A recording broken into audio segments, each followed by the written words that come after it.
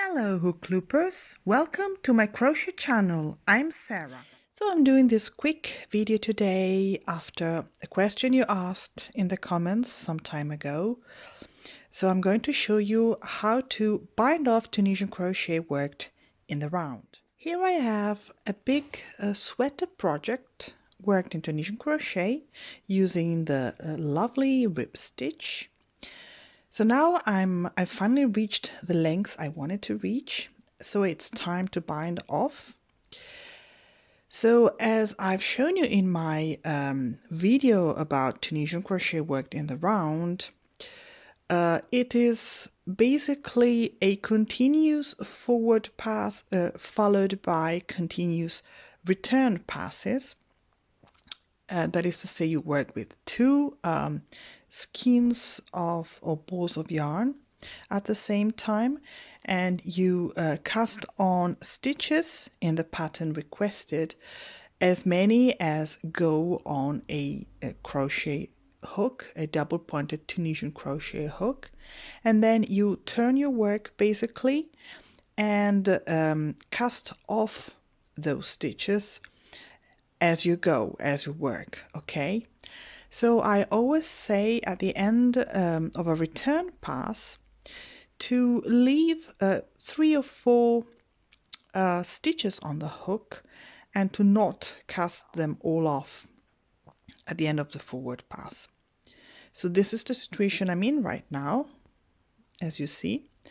But since this is the last return pass I'm doing, this time I am casting off all stitches except one from my hook. So I finish my return pass, my last return pass, by casting off all the stitches with my secondary yarn, with my yarn B, which is the color I'm using for all return passes throughout the project. Okay, so now I've cast off all stitches. I'm in this situation, in this position, where I have one loop in color B on my hook. So how do I bind off now from here? First of all, I need to turn my work so that I have it on the front side, on the right side. So of course I also have my main color, my color A, hanging as well. So I have 2 yarns attached right now. So my choice now, what I'm explaining you is what I usually do. I don't know if this is the standard method or if there is a standard method for binding off. I've found it out by myself, so I'm just teaching you what I do personally. So first choice you have to do is to decide in which of the 2 colors you want to have your bottom border here, okay? You can also choose to use both yarns for the bind off, okay? This is something I've never done before, but it's possible, of course. So you either decide to proceed with the secondary color to do the bind off, or you can leave it and just secure it, so you can do a slip knot, for example, and cut it off and proceed working with the main color, or you can do the other way around. So you can leave the main color hanging for the time being and proceed with the bind off in your secondary color, the blue color in this case. So the bind off method is the one you prefer, as always. So you can do a standard bind off like this, the simple stitch plus slip stitch method, that is to say, where you just insert the hook under the vertical bars as you find them, yarn over, pull through, and slip stitch. Okay, proceed like this. Okay, until the end of the row, and at the end you would of course go all the way around with the bind off until you come to this point again after all the round, and you have both yarns hanging, so you would just secure both of them. Okay,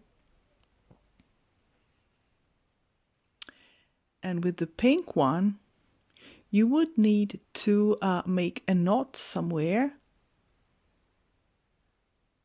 Okay, so let's say you just insert the hook somewhere and you go with it and make some kind of knot so that it does not fall apart. It does not come apart, I mean. Okay, and then you weave in both ends in the work.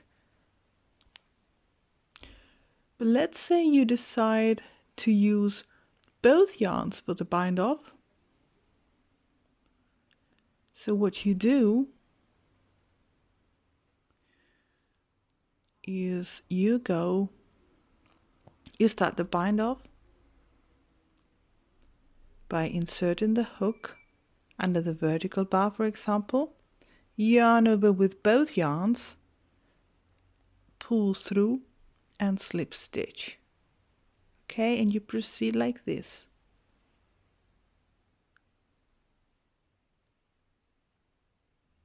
Okay,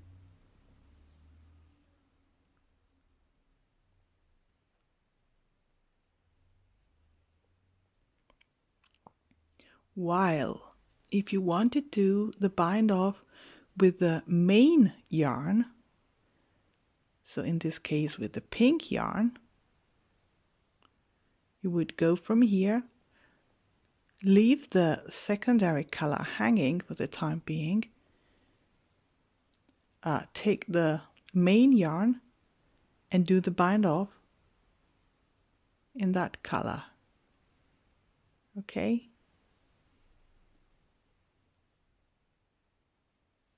and again, once you're finished and you are back at the starting point, you will block both yarns in the methods you find safer. Okay, so with slip knots, then cutting off, and this one, which is already secure enough, in a way you can just weave it in as it is. Well, first you cut it off and then you weave it in, or again, if you want to be safer, you just insert the hook there and make a slip knot. Okay, a knot so that it is blocked and safe as it is. So these are the methods I'm using when I bind off Tunisian crochet in the round. And I hope this was all clear enough. And thank you for watching, and see you next time with another beautiful stitch or another useful technique in Tunisian crochet. Bye bye.